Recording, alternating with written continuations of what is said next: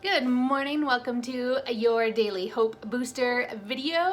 It is Thursday, March 26th. See, I got it right today.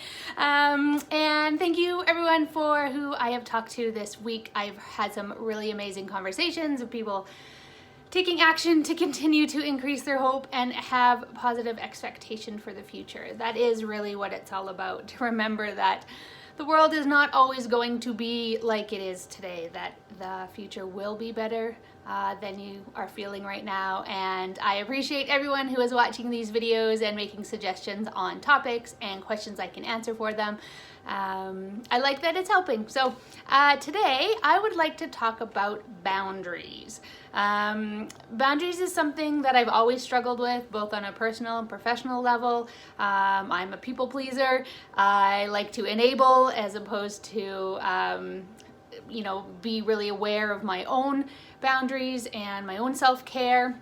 But today I want to talk about boundaries, both physical and emotional. I think especially where the majority of us are stuck in our homes and there isn't any boundaries between work and play or family and your own self. I think boundaries are really important, especially right now. So let's talk about physical boundaries first. I don't know if you've seen the memes out there right now that says, excuse me while I go change from my daytime pajamas to my nighttime pajamas. That's a really good example of a boundary, and I'd like to encourage more of that. Perhaps changing your clothes twice a day, out of pajamas into daytime clothes, and then at the end of the day, changing back into your nighttime pajamas. Those physical boundaries will really psychologically help your brain make the switch between feeling productive and like value contributing member of society and maybe less movement and a little bit more, not depressed, but more stationary, more not as motivated as you would typically be. Try it, let me know how it works. If you are working from home, is there a way you can separate your workplace from your living space?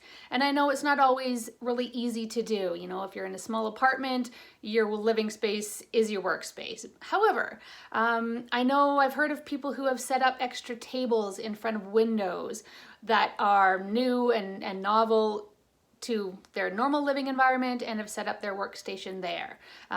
If you are working at your kitchen table because it's easy and convenient, can I suggest you look for another place? Maybe you go to your basement. Maybe you set up a temporary card table in your bedroom, in your walk-in closet. Somewhere where it's not in the middle of living space, where there could be other distractions. And again, just where you can separate that work time from that living time.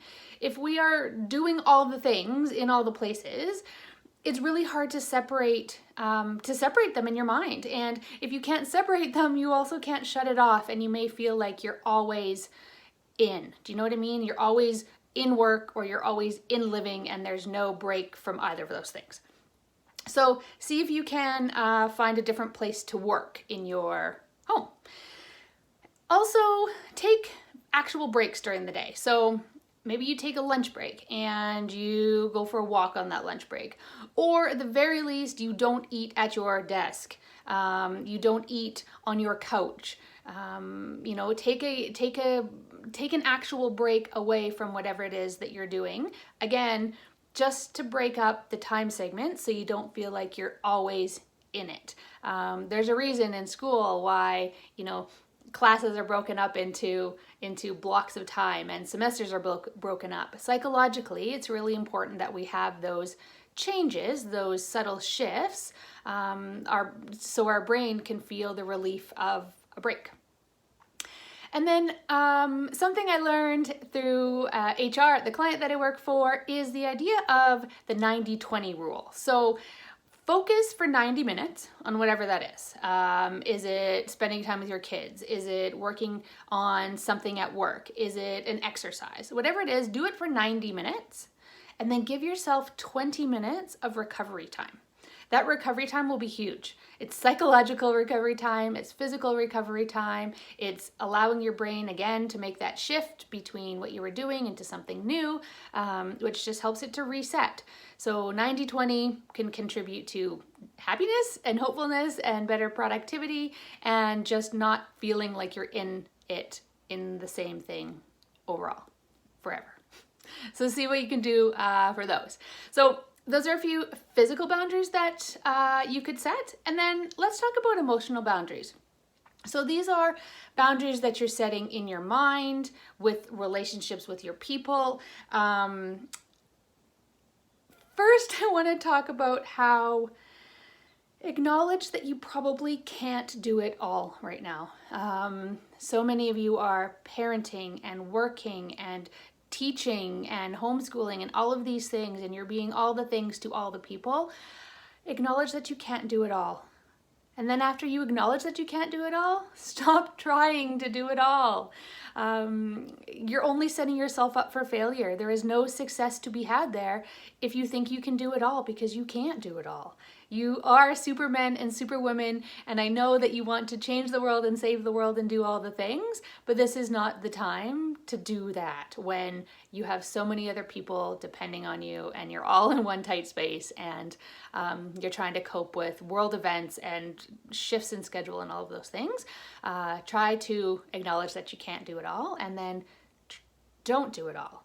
So some ideas on how you can stop trying to do it all. If you are working, maybe there's co-working opportunities. So if you have a similar job to a colleague and you're both at all the meetings, maybe you can switch off. Maybe you can go to some and they can go to some, and you can have one meeting at the end of the day or the middle of the day that, you know, shares that information, cross-pollinates that information. Maybe meetings can be recorded, and so you can listen to them later when it's convenient, or when your kids are in bed, or your, you know, spouse is on a conference call, and whatever. Maybe there's opportunity to flex your schedule a little bit. Leaders, be open to this kind of creativity. When your employee comes to you with a suggestion on how they can flex or be more creative in their working schedule, be open to those ideas. Let them try it. If it doesn't work, okay, let's try something different. I know that a lot of us are working on, you know, emergency preparation activities and crisis management things, and we want our best people on those things, and our best people want to be on those things. There's a certain level of ego involved, or a real pleasure in being known, being recognized for the great work that we're doing, and being asked to do all the things because of the great work that we're doing. But back to not being able to do it all. If you're also expecting those people to do their day-to-day job while also doing and participating in all of the extraordinary things that are going on in the world, it's too much, it's too hard. And because we naturally want to please and want to do the things and we love to be asked, we may not say no.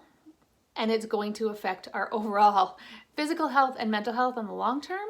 So if there are people that you go to all the time, is there other people you can go to? Is there other people you can give opportunity to shine and show their stuff that you wouldn't have thought of or haven't leveraged?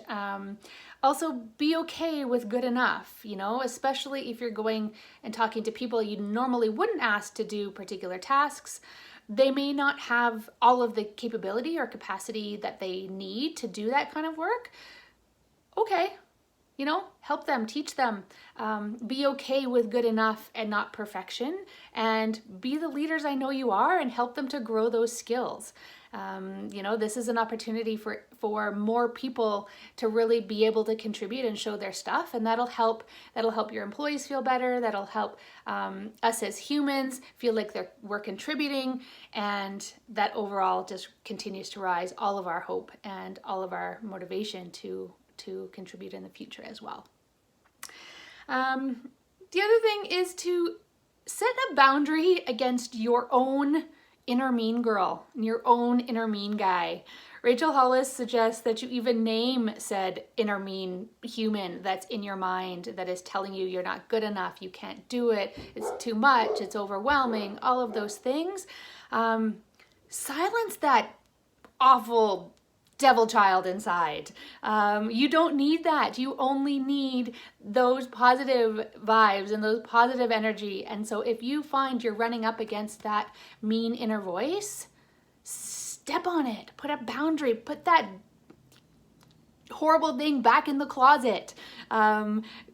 Visualize it, be mindful of it, be intentional about it. Switch your mind to something else. And if you are having trouble refocusing your energy and refocusing your mind, dance it out. Have a 1-minute dance party. You can change your body, change your mood. New mood, new you. It works, I promise, I swear. All right, run up to the end of my time here today. I could clearly talk a lot about boundaries and some suggestions on what you can do to set some boundaries or identify more boundaries to be set and overcome. So if you have any more questions or want to hear more, get in touch, let me know. And otherwise, I will talk to all you fine folks again tomorrow. Thanks, bye.